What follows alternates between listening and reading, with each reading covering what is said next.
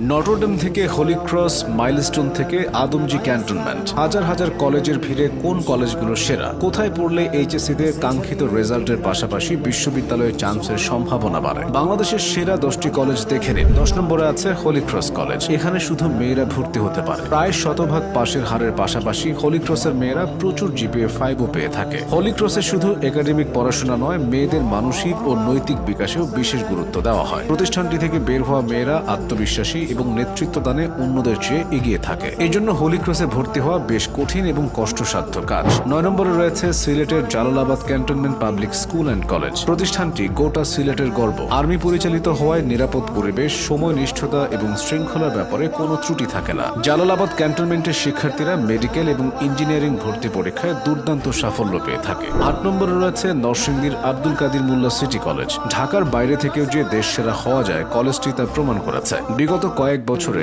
এইচএসসির ফলাফলে তারা ঢাকার বড় বড় কলেজগুলোকে পেছনে ফেলে চমক সৃষ্টি করেছে। শিক্ষক শিক্ষার্থীদের মধ্যে বন্ধুত্বপূর্ণ সম্পর্ক এখানকার বড় শক্তি। 7 নম্বরে রয়েছে উত্তরার মাইলস্টোন কলেজ। বাংলা ও ইংরেজি দুটি মাধ্যমেই প্রতিষ্ঠানটি